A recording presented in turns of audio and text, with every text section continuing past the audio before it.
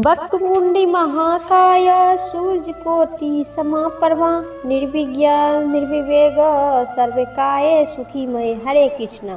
श्री कृष्ण भगवान की जय। आप सभी के दिन शुभ हो। आज हिंदू धर्म में संकट चौथ का व्रत विशेष महत्व है। हर साल माघ मास के कृष्ण पक्ष की चतुर्थी तिथि को दिन संकट चौथ का त्यौहार मनाए जाते हैं। इस तिथि को तिल चतुर्थी, संकष्टी चतुर्थी और माघी चतुर्थी भी कहा जाता है। इस साल संकट चौथ का व्रत 6 जनवरी दिन मंगलवार को रखी जाएगी।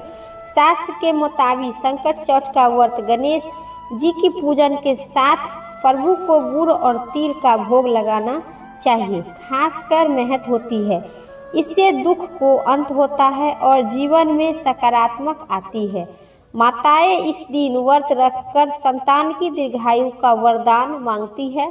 इस दिन निर्जला व्रत माताएं रखती है, लेकिन ये उपवास बिना व्रत कथा को पढ़ने अधूरा मानी जाती है। आइए जानते हैं सभी कथाओं आरती विस्तार से।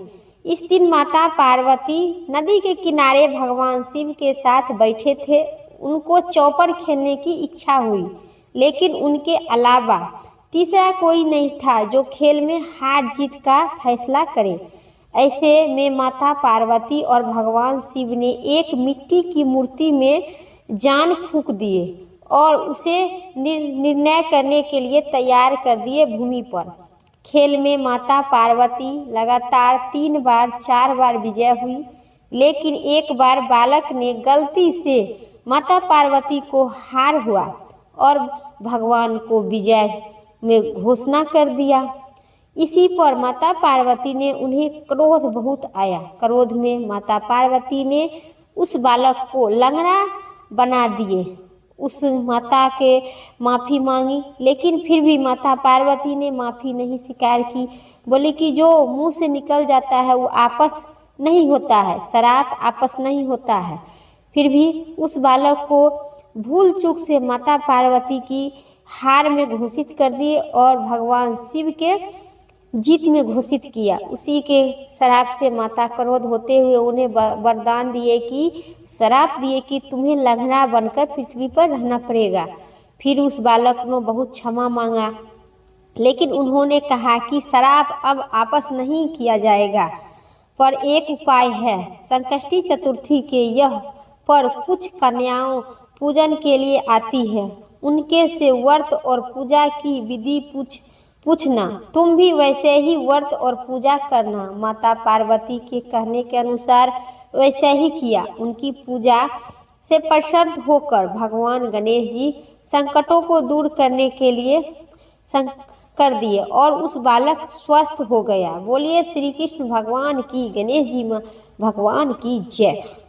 राजा हरिश्चंद्र के राज्य में एक कुम्हार था। वह मिट्टी के बर्तन बनाता था, लेकिन वे कच्चे रह जाते थे।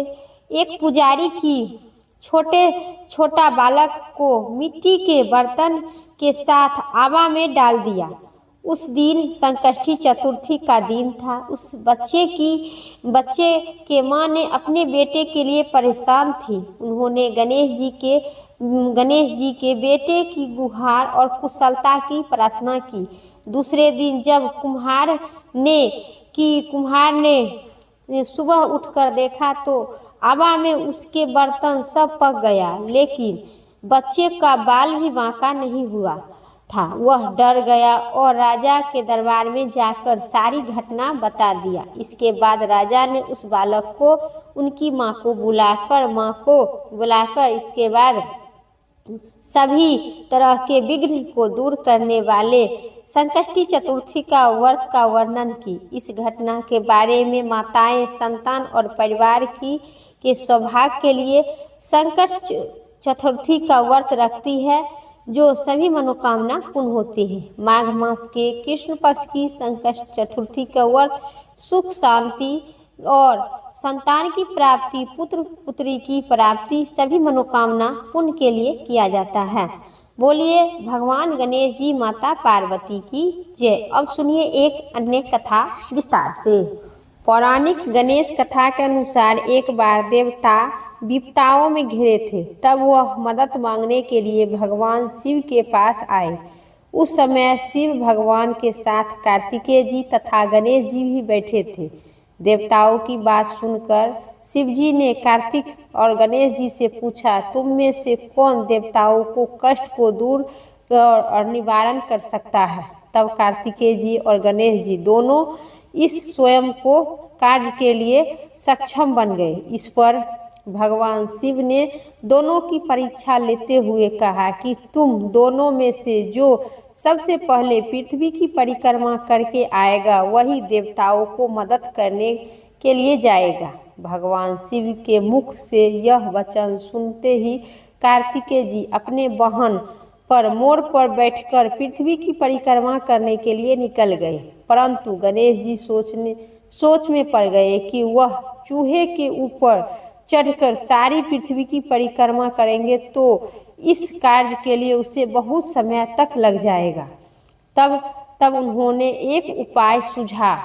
गणेश जी ने अपने स्थान पर बैठे और अपने माता पिता को प्रणाम करते हुए 7 बार पूरे माता पिता को गोल गोल करके परिक्रमा किए और परिक्रमा करके खड़ा हो गए। इसी पर भगवान शिव ने गणेश जी से पूछा कि तू पुत्र, ऐसा क्या है जो तुम पृथ्वी की परिक्रमा करने के लिए नहीं गया और माता पिता के परिक्रमा करने के लिए तुम तैयार हो गया और अपने माता पिता के 7 बार परिक्रमा करके तू तैयार हो गया, बैठ गया।